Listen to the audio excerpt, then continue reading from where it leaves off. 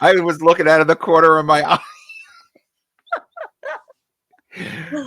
Hi, Tim. Hi, Ike. How are you? I am good. You're doing well. You just got back from the No Kings protest. Yes, yes, I did. It was wonderful down in Times Square. Good, So I good. rushed back up here because Ike was like, Tim, I need you. So Yeah. I dropped everything and just came Tick, running to your side. tick tock. I have my orange cream on. Hurry up back. Oh my goodness. So here we are. We are back. We left Yes, off with each other in Rochester and had a blast. yes, right. Oh, that Yeah. seems so long ago. Is that crazy? I don't But that understand. was Like, good stuff. Those were good. Those were fun shows. highlight for Yeah, sure. 50 Highlight. Shades of Gay. And then we have 50 Shades of Gay coming up for December 6th at the Copa, and tickets are already Yeah. selling. So that's great. I know. So Yes, and that's December 6th, December 6th. Saturday, December 6th, 8 p.m. at the Copa. Yeah, they could visit us on Facebook, Instagram. They can get the links and they could buy tickets. Buy tickets. Hurry up because the $10 early bird tickets are going. Yeah, yeah. Now, I have a question for you. Say somebody has a question for us, like about sex or about a relationship or something. Where should they go and how can they reach us? Well, if they're smart, they won't come to us. Oh, we're going to lose viewers. They can send a DM to us on the Facebook's Loose Lips, the podcast page, or they can send an email over to ikeavellievents at hotmail.com. Yes. Yes. And also don't forget to subscribe to our YouTube channel at Loose Lips, the podcast. And our show is sponsored, as it is every single time we air, by Uber Lube. Oh, we love Uber Lube. Yes, and you can visit their website, uberlube.com, for all their fabulous products. They have been supporting Loose Lips, 50 Shades of Gay, and they honestly treat us so amazing. Visit their website. Their products are fabulous. Absolutely. And also, Ike, did you know that Loose Lips has been picked up on Ripped TV? You can go to rippedtv.live. It has. Yes. Watch us there. Watch us everywhere. And we are still nominated for the 19th annual People's Choice podcast, which was amazing. Yes, yes. Right? We're very grateful for that. That's very cool. And grateful for all the listeners all over the world. So you and you and you and you and you. Oh, and you. Maybe not that one. Log off. Tim, let's get the ball rolling. Oh my God. Well, our guest today is a drag queen, a comedian, an award-winning author, and I consider her a very dear friend. Oh. Her books have broken boundaries, and her latest release is called Abomination. Yes, and Abomination is the third book in her collection and highlights the LGBTQ plus characters in historical settings. We will talk about all her accomplishments, including returning to Loose Lips for the 4th time. 1, 2, 3, 4. Yes, I'm a Please returning. Welcome Jeza Belle. 1, 2, 3, 4. Who's a returning whore? Jeza Belle. Me. Yes. If you're a whore, raise your hand. Welcome back. Oh, I'm so excited on the People's Choice podcast. Yes, it's my choice, my favorite podcast out there. And I'm so excited to be on here with you all with that great nomination. Well, congratulations. You are on fire, girl. Oh my God, you're everywhere. Well, thank you. Looking for a hot man, maybe Morris Chestnut, to put it out. You know who that is? That delicious actor. If you don't know, you got to look him up. Oh, of course I do. Please. Oh my God. He's the Morris best Chestnut. Yeah. Yes, right. Exactly. Oh, you must look him up if you don't know. You'll know him the minute you see him. Okay. Okay. Oh, yeah. Oh, he's dreamy. Well, enough about Morris and what we can't have. Yes. That's an abomination if I ever seen it. Well, you said whore, so I mean, you know. Girl. Oh my God. I got my notes. We are ready to go. Ooh. Ooh, lay Tell it us. on me. First of all, let's just start right out of the gate, right? Abomination, the story of David and Jonathan. How did the Abomination title come into play? Oh, goodness. Well, first of all, this is the bisexual love story that many people have talked about, probably over thousands of years, but Wow. I've never read anybody who's written about it. So I had Uh-huh. to go there. I had to explore it. And it connected so well, the title, with what many people believe that the Old Testament is speaking about when it talks about laying with another man being an abomination.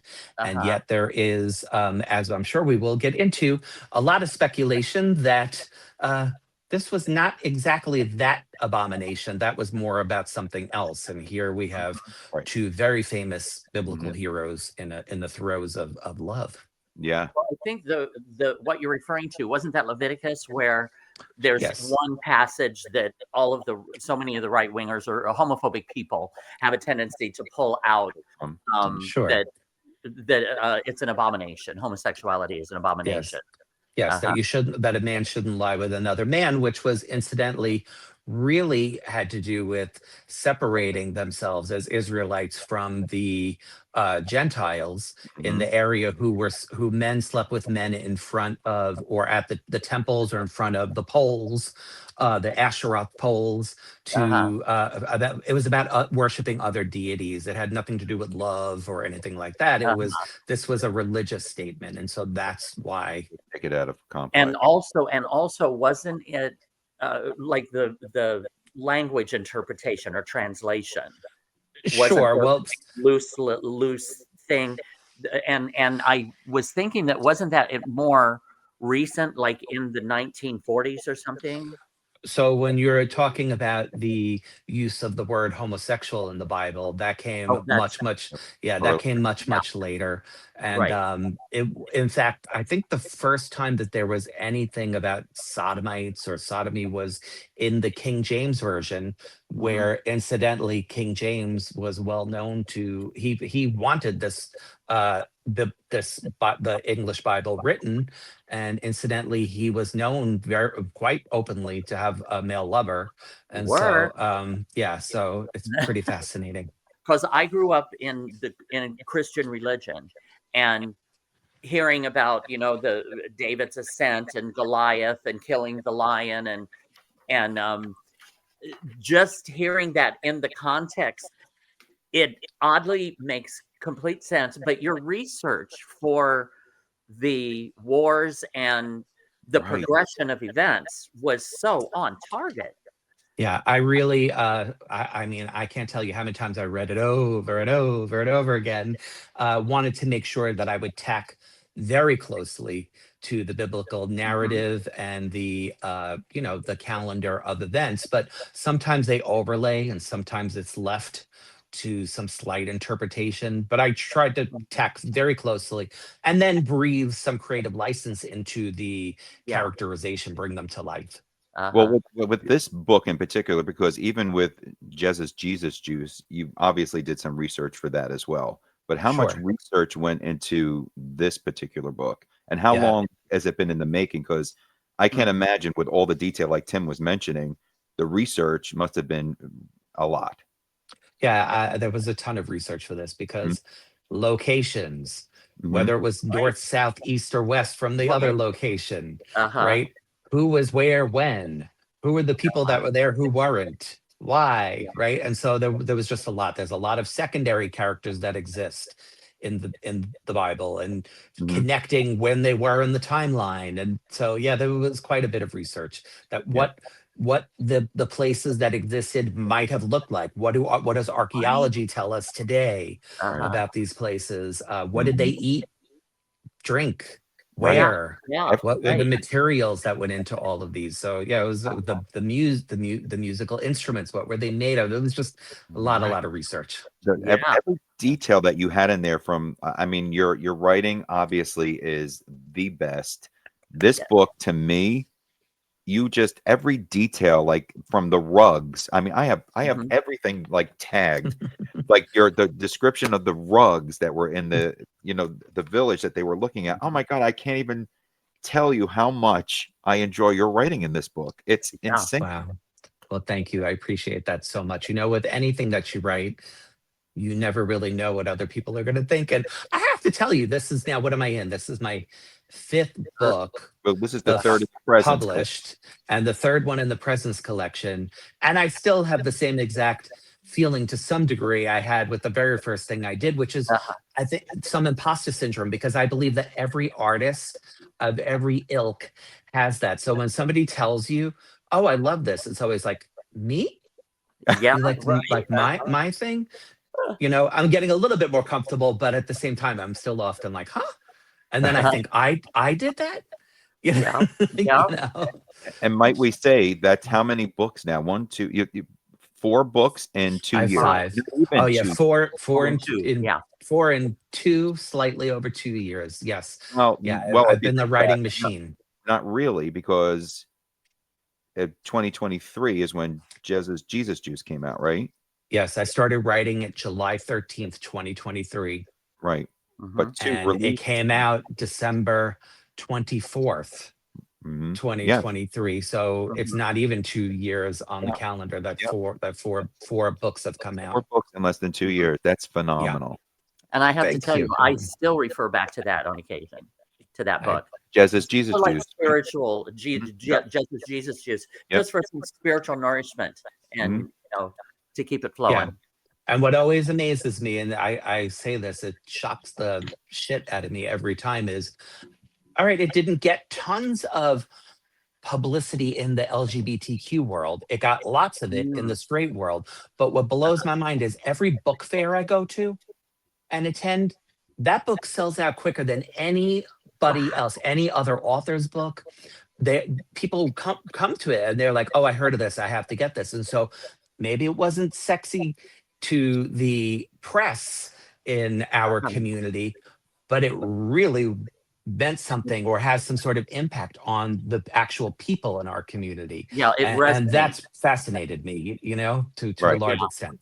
Yeah, well, again, it resonates because I think our community, at least mine, from my experience, was we were brought up that you can't be gay and religious at the same time. Like if you're gay, Yep. well, then you can't believe in God or you can't do any of this. Yep. And Mhm. and what you've did is given us permission to Mhm. believe in God and Mhm. goodness and want nourishment, And spiritual that's nourishment. wonderful to hear. And all I would say is, I didn't give anything, God gave it, and we've Mhm. always had the permission.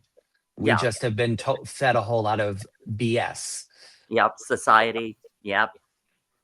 And their little So, rules. yeah. And so this book, in a way, has connection Mhm. Yeah, to right, right. Jesus Jesus Juice because it Right. takes a biblical narrative and it Mhm. makes it builds it into a novel format. And you know let's It face it, if you look at the Bible, there are a lot of hot stories in there. There's everything there. Yeah. We pretend that it's so pious, but the people were not really like that. They're people just like you and I, which Right, means they came right. with all their stuff. And so these two characters, David is well known to, he was a wild man in a sense, and Mhm. he's the only human that we've ever heard God say in the Bible was a man after his own heart. And here's somebody who killed another man because he lusted after their wife and wanted to marry her.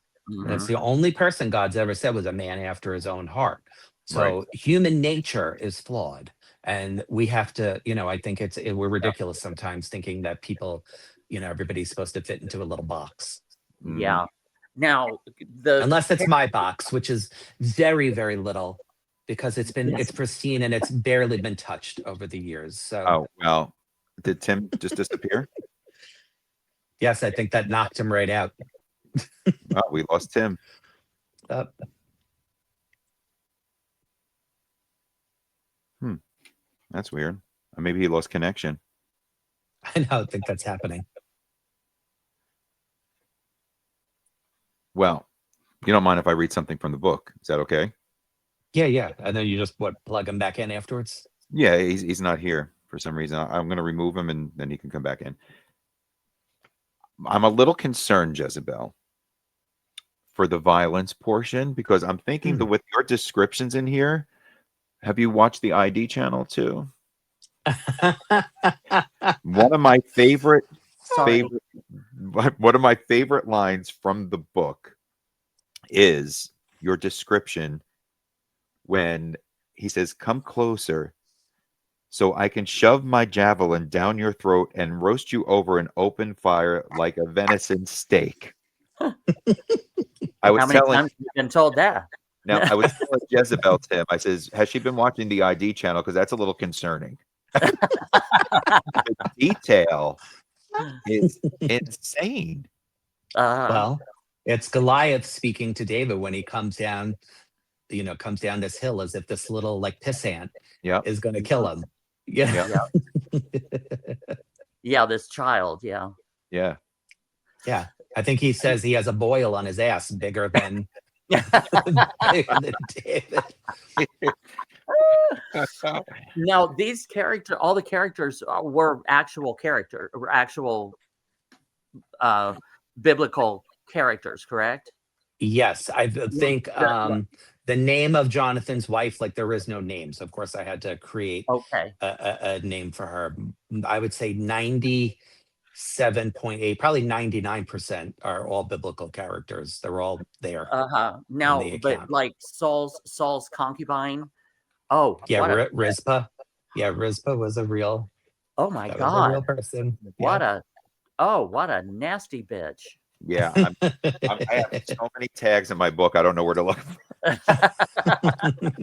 I had fun with this conflict between the two, between the Oh, wife and the the concubine. wife It and the was I wife. just had a lot. Yeah, I Oh. just had a lot of fun with that. To be honest, I was Uh-huh. kind of thinking Dynasty and Joan Collins Yes, and yes, Crystal. Whatever, Crystal Carrington. yes. So let's talk about Jonathan's wife, Judith. She was a little salacious. Yes, she was. If in the book, and I put this on the back, I wanted to make sure there were some trigger warnings that it is a bit misogynistic and it looks at women a certain way, like they're No, really just around for one thing, and that's to procreate.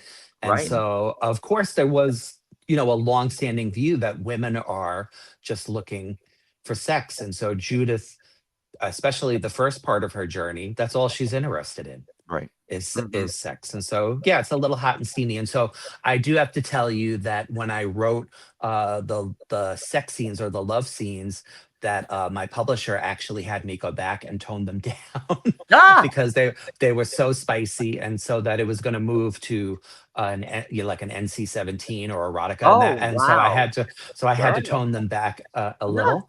ah, And I did, but they still get it still brings the spice, but Yeah. I uh-huh. guess it's slightly less Judith-ish. Oh, yeah. Yeah. I love Judith. Sorry. Now I wanna know what Well, Judith you are did that Judith. got edited. Thank you.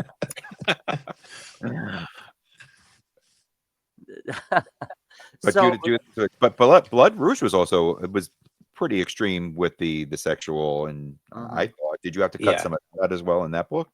No, because it was very contextual, meaning it mhm. moved the story forward because it was about brutalization. In Right. this, I really liked the sex scenes because I thought they were really moving the story forward too, because they were showing Mhm. that um, these were men who were voracious of appetite. Well, David was, and that Mhm. Judith was voracious of appetite too, and just kind of showing that. But I guess it was just a little too voracious. Um, Showing too much. you know, so they were a little too hot, but that's all right. They're still hot, and I still love them. And I wrote them, I revised them in a way that I'm still like when I read them, I'm still blush. You know. Oh, yeah. Yeah. Oh, steamy. I mean, literally, I have to get checked for calcium. I must have smoked a whole pack of cigarettes just from reading the book. Now, because one of the things that I just love about this series is it started off in Blood Rouge is set in 2000 or in World War II. World War II. Yes, Then you write 1930s Germany. Yep. yes, and then you write uh, The f- the Freedom to freedom to Love, love. which is set around the Civil War era, Hmm. which is another scandalous um, concepts of homosexuality at that time. Yes. And then you go all the way back to David and Goliath and Saul and wow. I mean, Yeah. did you have those concepts and settings in mind when you started this series, or did it just kind of, oh, I think I'll write this next or write about this? No, I actually all of these I knew, including the fourth one. I Mhm. knew what it was going to be. Uh-huh. But I'm also hoping to extend it to 6, so that I can get to some other things because, of course, that'll be up to the publisher. But I'm hoping to extend it to 6 so I can get to all of the LGBTQIA plus because the next book will be an intersex person. So, and Got it. that will be coming back to our side of the world and closer Mhm. to an era we're not exactly familiar with, but closer to Right, us. right. Okay. I love that. Love that. And then that you'll be working on that. Is that going to be something that's going to be released in the next year? Yeah. Or? So that'll come out in 2026, Mhm. probably spring, right before summer or right around Jeez, that. Jezebel. And then and then I'm presently at this time, not to go too far ahead, but I'm working on a dark mythological sort of action adventure piece. At the same time, I'm writing a second book, a second helping to Jez's Jesus Juice. Oh, Okay. sweet. And then I'm also working on a contemporary, um, something just completely light and trash. Oh, well, Oh, fun. great. I guess that Yes, was aimed at us, Tim. yes, yes. Inspired by Loose Lips. Yeah, it'll be a pop-up book, I'm sure. It's called it's called Moose Hips. Wow. That's amazing. So, is there any point in your life since you've been the last 3 years had not put a pen to paper? Like you must be on the go with Mhm. writing continuously. Yes, but even still during that time, there are times that I just can't get to it.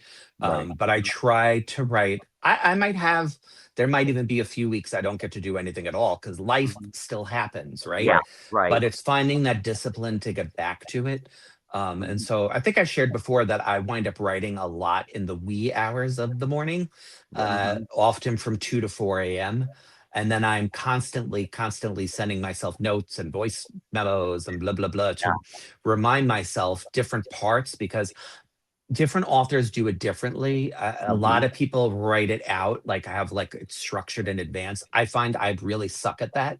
And I have to have plot points I want to hit, but I tend to spiral back and like layer over as if I were doing a painting and layering over paint.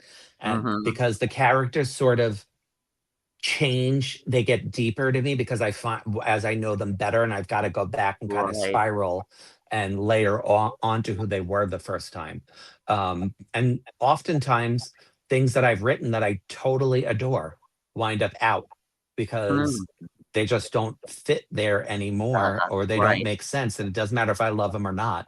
They don't serve the Mhm. plot. And I Yeah. always try to keep, this has just been something for me since I started doing since I started writing is for me pacing is really important Mhm. and I try to keep this steady beat going so that we're constantly moving toward something, Okay. right? Uh-huh. And so if it doesn't serve to move the plot forward, it's out. Whereas, Mhm. a lot of wonderful writers are much more adept at sort of staying in the moment and staying there, Mhm. but that's not me because I also feel that sometimes writers, this is no shade to anybody, this is for my own style. Mhm. Sometimes writers love to hear themselves or read themselves, so they get verbose and they just kind of lay down and just give Mhm. us like 70 gazillion words. Yeah. And I would rather move it forward and get the action happening and get Mhm. to where we're going. And that's just sort of probably who I am as a person. But that tends to be what kind of motivates me through a book. So Mhm. let me ask you a question then. So just Abomination alone, plus all the other books that you've already released, there's so many layers. Did you ever get to the point where you finished the book and then start to go back and go, oh, I don't like this part, and have to start from scratch just from one section? Once I get through a complete first draft, Yeah. unless I mean, if something stands out to me that has to be changed, yeah, I'll go back and fix it and Yeah. fix it throughout. I've done that. But once I go to the point it's gone to an editor, blah, blah, blah, I've already moved. I'm on because I'm on to the next one. And I say I love it in the form that it reaches when a lot of work goes into that. And I think editing and all that plays a crucial role. But Yeah. at some point, you can write forever and revise forever, and you have to you Right. have to stand on the story that you write Yes. and release it and let it to the universe. Yeah. But I'm so proud of you on so many levels. Just the just like what you were saying, where you create these characters, and I can imagine you just kind of get all excited when you get an inspiration, like, oh my God, she can do this. Oh my God, I'll have her do that. Oh my God, you know what I mean? Like just having Yeah. that unfolding process of driving the plot and creating the plot that is driven. You know? Yeah, and that's where sometimes, I was saying before, if I don't write for a few weeks, recently the book I'm working on right now, I had like a few weeks and I kept trying to get back to it, but suddenly a lot of things came to me that I realized I needed to sort of revisit, and that made much better sense. And I said, okay, now I feel better because it sort of made sense that I had to sit in this moment, which I'm not an incredibly patient person, and a lot of people maybe probably don't, not on online, probably don't know that about me. My partner knows that about me. Patience is not my virtue. But writing sort of is an act of patience to some degree, and Yeah. it's also an act of getting off your tuchus and doing it at the balance. So it's a balance of that. Well, I think you're a Taurus, so I think we all lack patience. So Yes, we're all exactly. Yep. Yeah. So yeah, I agree with Tim. I mean, you're making such an impact for our community, but also too people outside of our community who are coming to you, like maybe on Jeza's Jesus Juice, asking you questions, and they're intrigued. That normally would not be. And I love Yeah. that they're coming to you outside of our community as well. No, I appreciate that. I would definitely say the nonfiction books very easily pull people in. I think there's a safe space in nonfiction sometimes. So, the first one, The Harlot's Guide to Trashy Cocktails, Oh, I mean, lots of straight people love that book because it's just pure garbage and it's fun, and you get drunk, right?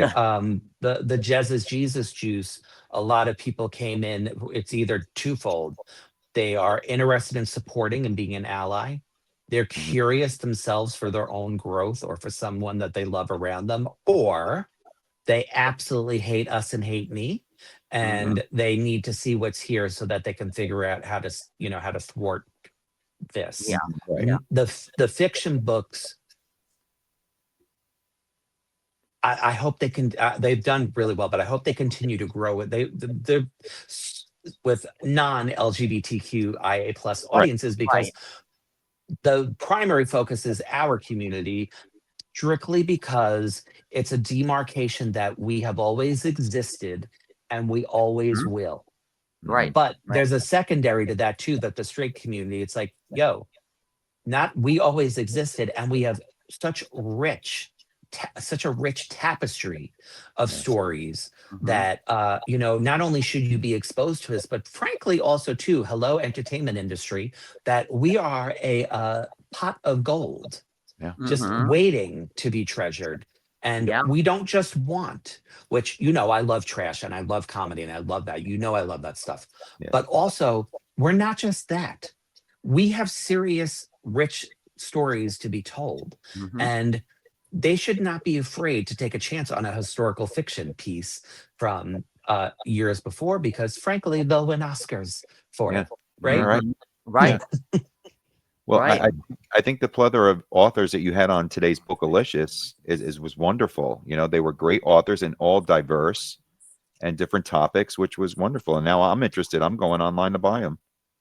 Thank you. I appreciate that. So Bookalicious is something I just started doing quarterly Mhm. and bringing together LGBTQIA plus authors or authors of our stories and giving diverse representation to have people come together and read to readers who want to hear about our stories and our books. And I try to balance in each this just did the second one. I already have lined up for January's event. Try to really balance who's on so that it's a combination of fiction, nonfiction, that it's different genres, different representations and identities, Mhm. because there are so many opportunities for authors out there, probably less so than there were before, but there is not that many for LGBTQIA plus authors. And so this is just my own small little way of, just providing a venue and have readers come and listen. And so like, I really appreciate you coming and just saying how it's inspiring you to check out these authors' works. Yeah, because when I was, well, I want to say younger, but I probably was in my 30s, and E. Lynn Harris was my first book that I purchased by an LGBTQ author, Yeah.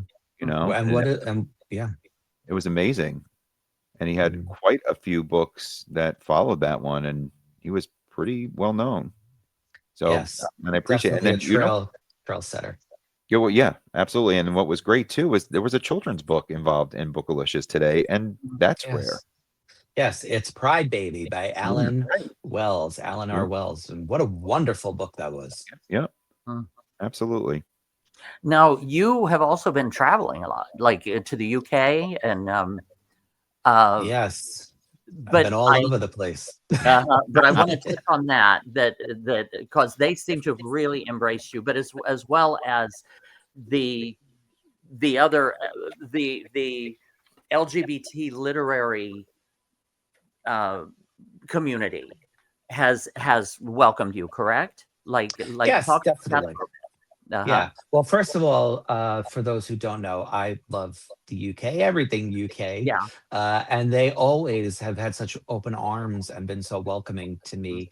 In fact, when going way back when I first came into drag as Jeza the Bells, when I wrote that web series, which we talked about before, the Yep. first couple of writing opportunities came from the UK. They reached out to me Wow. out of Yeah. the and asked me to write for them. And my Jezza work in some ways has half a birth in Mhm. the UK. And, Yeah. and I just love them on so many levels. I just live for everything UK. But yeah, and I would say, like in anything, you have to find your space Mhm.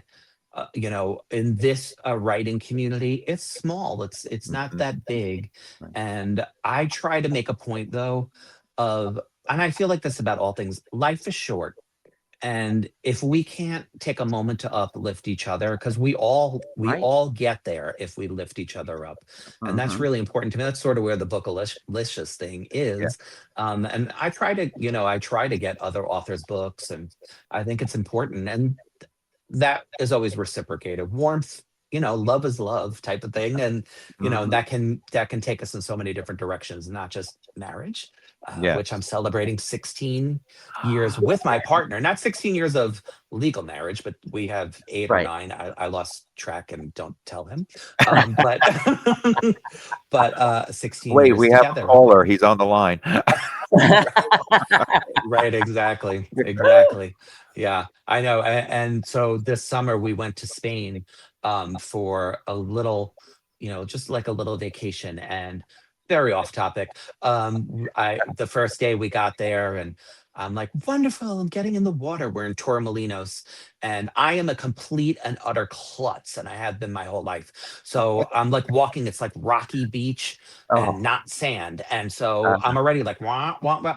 And so I get to the water, and like some kind of like wave is coming at me, and it's rocks going down into the water. And I go flying into the water and, like practically, drown in like an inch of water. And I come back up later, and I'm like, oh my gosh, I lost my wedding ring. It fell off into He's into gone. the abyss. It was gone. And so, I wound up having another ring now to, at least something on our hands. Mhm. But I Right. felt so bad. I cried and cried, and he's like, it's fine. It's totally fine. Life will go on. But I was like, I had this from the beginning. Like, There's a piece of you both now in Spain. yeah. So now some schmuck is probably wearing mine as like probably wearing it as a necklace because my Yeah. finger's probably as fat as their as their All right. neck. Or a pop ring. Right. Yeah, exactly. Back to Morris Chestnut. Don't call me for that, Morris. I don't want to be in trouble. That's okay. You're in a relationship. I'll take Morris off your hands. Who's a So straight Jeza Belle, man. But also like just comes across as very nice and sweet. So I'm sure he'll have a sense of humor. he could be turned like that. Has he been getting any roles lately? Yeah, he does. He has his own. He has shows that he's on, series regulars, and Well, his own thanks shows. for busting my bubble. Yeah. What is coming up for Jeza Belle outside of writing? Are there any shows that we could all expect in the future that we're all waiting? Yeah, with bated breath. Yes. Yes, I am planning to do a show, Okay. but things keep coming up that have been keeping me so busy that every time I get started on putting something together, I get sidelined by 7 other projects. But also, too, I am also, which I haven't really told anybody, I am working on writing a musical as well, and it probably will have a part in it, but if not, I plan to produce and direct it and hopefully Yes. bring it to the stage. So Yes. but let's see what happens. I mean, Yeah. anything that's happened so far has been things that I basically just said, why not? Exactly. There's a million reasons that I can't do things, and it only takes one reason to do it. And that's sort of where I've gotten to today with everything that's Yeah. been Jeza. I could have a lump of fear, but I still kind of like kick myself in the ass. It's Yeah. hard to miss. And I kick myself and and I get out there and I just try. Because what's the worst that happens if I flop? Right. Yeah. Right. Right. Well, you haven't yet, so thank God. Knock on whatever we got. Absolutely. You are on fire. You are on a Wow. roll. You all are too kind. And Just so are keep you. And I enjoying love you that both. wave. Just keep enjoying that wave. Right. Well, that Joan Rivers, I said it over and over again. Joan Rivers kept saying, "Reinvent, find something else, keep doing it," Mhm. and that's incredible that you're just exploring every avenue you can. Love that. Art is art, and isn't it wonderful to try different things? And actually, I'd Absolutely. like to paint also. Let's do a sip and paint or something like that. We can do our own version of it. Oh God, that's perfect. I'll ask Morris Chestnut to be the subject. Right. Or could be the model. He could be the sip part. Yeah. Oh, I'm so sorry, Morris. Please. So let's do this, Jeza Belle. We always like to end the show playing a little game, and we played this game with you 3 times, and I think Tim won most of them, or all of them. Right? Cheated. We're gonna play that wonderful game called "What is Jeza Thinking?" So, get Tim. Good luck. Yeah. So what we do is we'll give you two. Ike will give you 2 options. Like, we'll say hot or cold. Do you like it hot or do you like it cold? And actually, let's do that. Hot or cold. Don't say it. Don't say it yet. But we'll I have to figure out why mine always shows up backwards, but you'll get the gist. But do I like what, hot or cold? Just anything? Anything, yeah. hot or cold.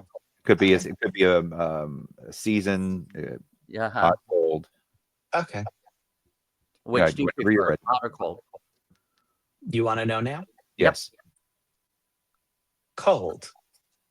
Cold. I can't see. See, I won. And what I was thinking about is I actually like a lot of food cold more than I like it hot.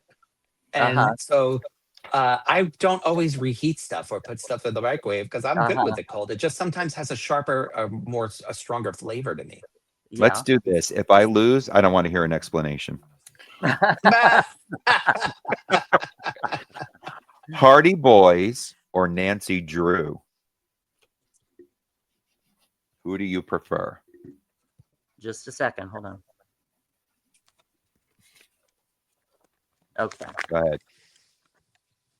Okay. Nancy Drew. Oh, I had Hardy. I got Nancy Drew. Okay. Oh. And the reason that I picked that is my sister, who passed away a year ago, had all of these books in her little skinny. She had a closet that just a little skinny closet that had stuff in it, and she used to have a whole bunch of Nancy Drew books, and it just made me think of that. Nice. That's amazing. Good. I'm glad we brought that up. If you had to be killed, would you prefer a sword or a gun? Oh, a gun! I don't want them chopping my head off. Oh, you Ikeavellievents. just gave the answer away. Oh. Tim, write it down quick. Right. I'm guessing done. So, so far, Tim's 3-2. Okay. Since there's a lot of sexual tension in this book, would you prefer ropes or handcuffs?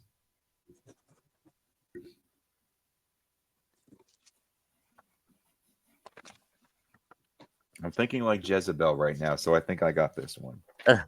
And if I don't, the interview's over. Go ahead. Which is it? Ropes. Ropes. There's just a lot more possibilities. Yeah, You can do. exactly. You could. And you could break free easier. Right. All right, Tim won. Oh, yay. Didn't hear yay from Ike's camp.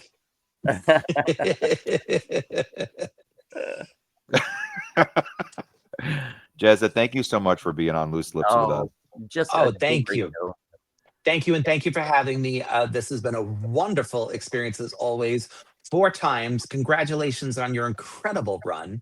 And lots of awards should be coming your way. I'm telling you.